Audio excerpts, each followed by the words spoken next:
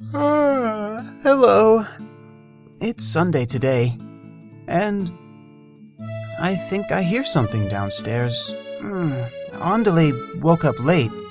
Usually the house is empty, but not today. It's not her brother. At least it doesn't sound like it. The footsteps are light, almost not there. Andale sat up in bed. She was confused for a moment. We looked at each other curiously before sneaking over to the door to listen. Whoever was downstairs didn't speak, but I could hear a bubbling sound and smell something strong, heavy, and deep. I wasn't sure I liked it. Andale whispered that it was coffee. Then her face lit up. There was only one person in the house who drank coffee. Her father hated it, and her brother never made it. That meant her breath caught for a moment in surprise. Everything was still for a moment as we listened to cabinets open and close, the clinking of cups, and the tap of a spoon. 2 taps, each exactly the same. I could hardly keep up as Andale rushed down the hall. Her little heart leapt as her cloudy pajamas flew by, under the stairs to the attic and to the top of the stairs. She could hardly believe it. Her confusion mixed with a timid excitement as she hoped what she thought was true. She took the stairs down 2 at a time, with me right behind, stopping at the bottom to catch her breath. I could hear someone sipping something around the corner, in the kitchen. Andale took a moment to straighten her pajamas and fiddle with her hair, before walking, more slowly, around the bend to see who was there. Andale's mother sat at the counter, a cup of steaming coffee sitting beside her. It was a lovely cup, the picture of a bluebird on the side, spreading its wings.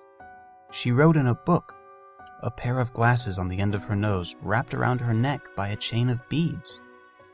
Her pen moved gracefully over the page.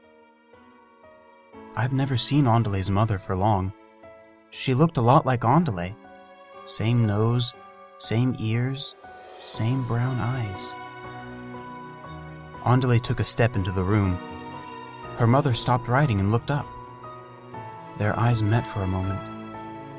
It seemed to me like they needed a second. Just a second. To be sure the other person in the room was real.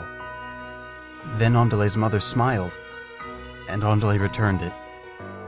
Her mother's smile was a nice smile. I'm not sure how old she is, but she gets little crinkles at the edge of it, like she smiled a lot. Though there are crinkles around her eyes, too. Those don't look so happy. I could feel Andale's heart flutter slightly. That smile grew until I thought it would burst, and she ran to hug her mother. The pen she had been holding fell onto the counter as her mother laughed, catching Andale and holding her close as she buried her face against her shoulder. A gentle hand stroked through Andale's curly hair, as that soft voice told her that her mother had the day off. She'd decided to stay home instead of running errands. She thought they could do something fun together. The butterflies in Andale's chest went wild with happiness. She nodded so fast that her hair went flying around like a bundle of springs. The 2 of them sat there together for a little while, before saying anything else. There was a new feeling, something that felt familiar, like when Andale hugged me, but more solid. It was warm and soft and all around. It felt fragile, but good. They let themselves hide inside that feeling, just for a few moments, before Andale's mother stood up and walked over to one of lots of cupboards around the room. She took out an apron and put it over her clothes. She handed a matching one to Andale. It looked old and it had stains on it, but Andale grabbed it and held it close. It had a little A on the front. Her mother smiled, then helped her put it on. But she frowned. It was too tight around the waist and didn't reach Andale's knees. Those crinkles around her eyes got a bit deeper. She said Andale had grown so much. They'd have to get her a new one. The smile stayed, but it didn't seem quite as bright. Still, she found another apron. This one was a little too big, but not as big as the one she wore. It wasn't a stain, and had a little bee on it. Andale put it on, but there was an odd, complicated feeling to it. The feeling didn't stick around long, though. Andale's mother said they were making onion soup. She said it in an odd and fancy way, but somehow I knew it was onion soup. I've never seen the kitchen so busy. I had fun jumping around Andale as she helped get ingredients. She didn't seem to notice me much, but when she did, she held out an onion for me to smell. I have a good nose, but onions aren't a good smell. I made a face. She laughed at that. Her mother paused and asked her what she was laughing about. Andale looked at me, then she looked at her mother, then at me again, her cheeks turning a bit red. She said it was nothing and went back to getting ingredients. I don't know why, but that didn't feel very good. It wasn't like with Miss Lafayette. I didn't like her much. But Andale's mother seemed nice. I know other people can't see me, and that doesn't bother me. But right then, I felt strange. I didn't know what to think. Still, Andale was happy, so I pushed that feeling aside and watched them cook. Her mother chopped the onions. She said Andale wasn't old enough yet, but maybe someday. She did let her fill a pot with water and pour things in, adding spices and tasting. The kitchen started to smell fantastic. They didn't talk much as they cooked. I don't think they needed to. They shared smiles and looks, a kind of talking without words. The thing I felt earlier started to fade. I felt a bit fuzzy then, but I didn't mind it so much. Usually it's a bad feeling, but this time it felt kinda nice. Warm. I think the soup was done after a while. I'm not sure. I was sleepy. I think I stopped for a moment. I could hear the sounds of the kitchen and feel things, but not the same way. I heard footsteps. Everything came back. Andale and her mother were sitting across from each other with little bowls of soup. Her mother a small spoon halfway to her mouth. I was by Andale's side, under her chair. I don't remember going there, but I was glad I was. That complicated feeling was back.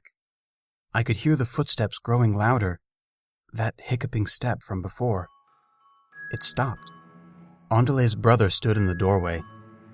He looked just as tired as last time. His hair was messy, and he wore striped pajamas that were wrinkled everywhere. He blinked a few times as he saw Andale's mother, and, I suppose, his mother. She looked just as surprised. Both the crinkles around her mouth and her eyes got deeper at the same time. I think she was feeling a complicated feeling too. Still, she looked hopeful. She got up and walked over to him. Andale watched, her soup getting cold, as she asked him to join them for lunch.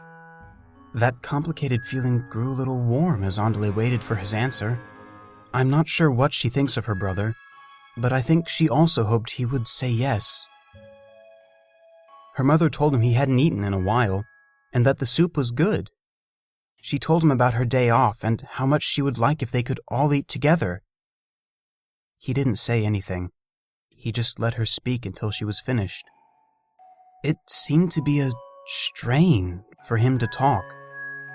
I'd never heard his voice before, but it sounded far away, distant. It was as heavy as he looked, like it was weighed down by something inside. He sounded like Andale, but deeper. It seemed like the kind of voice that had said a lot of things. I don't think all of them were good. His eyes focused, just a little. I could tell that he wasn't that old, but already he had lines around his face. He said he wasn't really hungry, but a look crossed his mother's face, and I don't think he could say no. He walked his hiccuping walk over to the table and sat down. Andale's mother made him a bowl of soup and sat it in front of him. He picked up a spoon, but he didn't eat. He just kind of stirred it. I felt more there than I had a minute ago. Andale's hand drifted under her chair as she scratched my ears. Her nervousness was dense and prickly.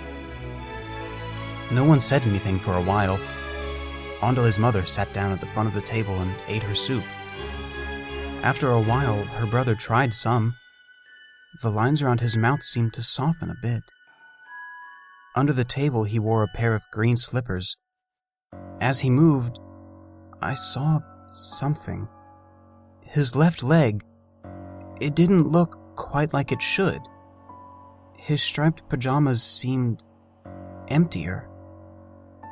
He shifted slightly, and I held back a gasp. Andale never talked about her brother much. His left leg was made of wood. I'd never seen someone with anything made of wood before. I was curious, but I didn't ask Andale. That prickly feeling was still there, and she kept scratching my ears. Her brother looked up from his soup for a moment, and their eyes met. The silence got louder. Her brother opened his mouth to say something, but then, just for a second, I saw it again. A dark, black something in her brother's shadow moved. Then it was gone. He closed his mouth and stared at his soup. He didn't take another bite. The meal wasn't so happy after that. Andale's mother talked, but it was a different kind of talk than before. It felt like plastic. Her brother didn't respond much. He nodded and said small words. It was like that until the phone rang. The lines of her mother's face looked very deep for a moment. Then she got up to answer it in the next room. She said some things I didn't understand, then walked back. She knelt down in front of Andale, very close to me. Andale was scratching my ears harder than she had before. She explained that some people in town needed her, and she'd have to go. Andale smiled, though her feelings didn't match, and said she understood. They shared a look for a moment, before her mother leaned forwards and kissed her forehead before smiling at her. But I don't think her feelings matched either. She looked down at Andale's hand, still scratching my ears, and our eyes met. I know she can't see me, but she looked strange. For a moment, but I'm not sure why. Andale's mother stood up. She walked over to her brother and gave him a kiss on the forehead, just like she had Andale's. She said she was so glad she had a moment with the two of them today. Her feelings matched the smile on her face that time, but it was complicated. Lots of things were complicated today. After her mother left, Andale and her brother sat in silence for a while. He didn't finish his soup. Andale tried to finish hers, but she wasn't hungry anymore. She picked up her soup, then her brother's, and put them in the refrigerator. As she closed the door, she turned around to find her brother already walking back to his room. That hiccuping step on a leg made of wood echoing through the house more loudly than before. As he turned the corner, his shadow pressed against the wall. I'm not sure. I'm really not, but for just a moment, a second on that complicated day, his shadow looked like a large, dark wolf. This has been a production of Universe in the Box. Stray Ami is written by S. Anon and Ellerby J. Blanc is voiced by R. Andam. All original music written by Trevor Hamer. Soundtrack available at trevorhamer.bandcamp.com. We would like to welcome Noelle B. to the Universe in the Box team. Head over to our website, universeinthebox.com, to check out her illustrations for every new episode of Stray Ami. And you can see more of her work at drawsomething.tumblr.com. Special thanks to Austin Short, Jimmy Trevor, James Hobbs, and Brandon Williamson.